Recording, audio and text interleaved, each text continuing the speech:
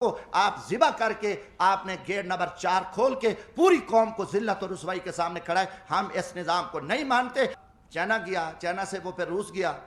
روس جانے کے بعد آپ نے اس کا گلا دبا دیا کہ اس کو ہٹا دیا. میسج دیا کہ دنیا پہ مسلمانوں پہ امریکہ کا ڈنڈا برقرار ہے. میں پاکستان کی عزت کے لیے, اس ملک کی بقا کے لیے میں بولوں گا, چاہے وہ کوئی جرنل ہو, فوجی, چاہے وہ عدلیہ کا چیف جسٹس ہو, چاہے وہ کوئی سیاستدان ہو. یہ ہمارے اوپر ایمانی ذمہ داری ہے, اللہ کا حکم ہے کہ آپ سچی بات کو جو ہے نا آپ نہ چھپاؤ. تو یہ میں ضرور بات کروں گا. اب قوم سمجھ چکی ہے کہ کھیل کیا کھیلا جا رہا ہے. اب اس کا کوئی جواب دینے کو تیار ہے؟ جب آپ کال ان کو چور ڈاکو کہہ رہے تھے, آج ان کی وضاحتیں کر رہے ہو. وہی جسٹس جو آج ماشاءاللہ ہمارے چیف جسٹس عمر عطا بندیال صاحب کل انہی بینچوں میں ان کو سزائیں دے رہے تھے, انہی کو مجرم ڈکلیئر کر رہے تھے, انہی کے اوپر حکم چل رہے تھے. آج وہی چیف جسٹس رات کو بیٹھتے ہیں اور ان کو پاک کر کے کلیئر کر کے اور سارا کچھ کر کے کہتے ہیں جی صاف ہے. اب یہ چیز نہیں چلے گی.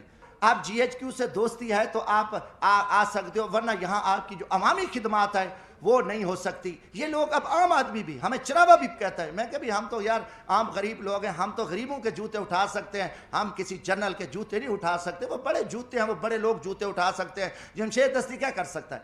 آج آپ نے سیاست کو تباہ کر کے رکھ دیا. آج وہ پیپلز پارٹی, وہ بھٹو کا نظریہ تھا, آج آصف زرداری اسٹیبلشمنٹ کے آگے لیٹا ہوا ہے.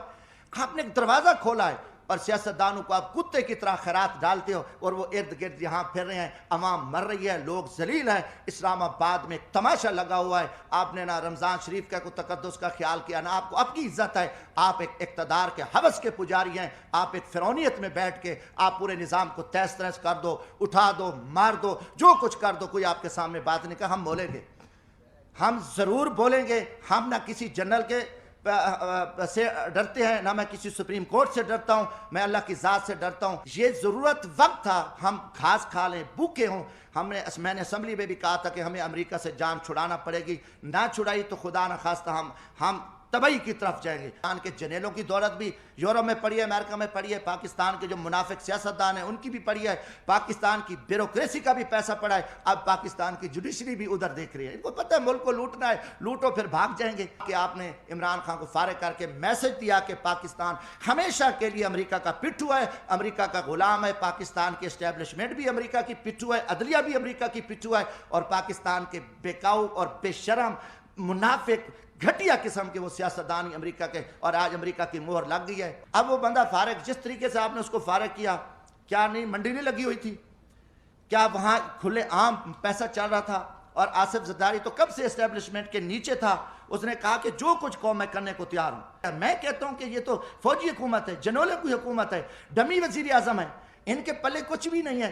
دکھ ہے نواز شریف کو جتنے لتر پڑے, جتنا اس کو ذلیل کیا گیا, جیلوں میں ڈالا گیا, ایسے خیرات ڈالی اسٹیبلشمنٹ نے کتے کی طرح. یہ سارے بھاگ کے اکٹھے ہو گئے, خیرات مل گیا, عہدے مل گئے, ملک کو لوٹیں گے. ان میں کوئی خیرت اور ضمیر ہوتا ڈوب مرتے. ان میں کوئی ایمانی, ان کو کچھ نہیں. میں کہتا ہوں پوری قوم دیکھے, قوم ان کو لتر مارے. پاکستان کا جو سیاستدان ہے جھوٹا ہے, فراڈی ہے, مکاری ہے, منافق ہے, مداری ہے. اس کا کوئی سروکار نہیں ہے. وہ صرف اپنے اقتدار کی ہوس کے لیے وہ کچھ کرتا رہے. پھر اس کے ساتھ ساتھ ہمارے جو جوڈیشری ادارے ہیں یہ بھی ٹوٹل جھوٹ اور فراڈ پہ مبنی ہے. انہوں نے بھی کوئی قوم کو کچھ نہیں دیا. یہ سارا ایک جھوٹا نظام چل رہا ہے. اور پاکستان قوم کو 75 سال سے میں کہوں گا کہ انہوں نے اندھیرے میں رکھا ہے, اور نہ یہاں قانون ہے, یہاں نہ کوئی آئین ہے, نہ کوئی نظام ہے. اور طاقت کے بلبوتے پہ پاکستان چل رہا ہے. جو جس وقت چاہے جس کو اٹھا دے, جس کو مار دے, جس کی حکومت گرا دے. عدالتیں اپنی مرضی کے فیصلے دے دیں, اور آگے جو کمزور ہے وہ تسلیم خم ہے, اس میں اخلاق کی جرت نہیں ہے. اگر کوئی بات کرتا ہے تو اس کو اٹھا لو, اس کو غدار بنا دو, اس کو جیلوں میں ڈال دو. آج پاکستان میں بھی ایک فرعونی راج ہے, گنڈا راج ہے, اور اس گنڈا گردی کے آگے کسی میں اخلاق کی جرت نہیں ہے. جو ایک دروازے سے اٹھ کے کھڑے ہو کے کہہ دیں ہم سب نے یس کرنا ہے, ہاں جی یہ کرنا ہے. آپ نے آصف زرداری پہ 7 سال جیل میں رکھا. دنیا کا بدنام زمانہ, دنیا کی کرپشن, دنیا کی لوٹ مار, دنیا کا لٹیرا سرے میل, وہ ساری گینگ. آصف زرداری اتنا بڑا لٹیرا, 7 سال کا مجرم 7 سال بعد رہا ہوتا ہے, وہ صدر پاکستان بنتا ہے.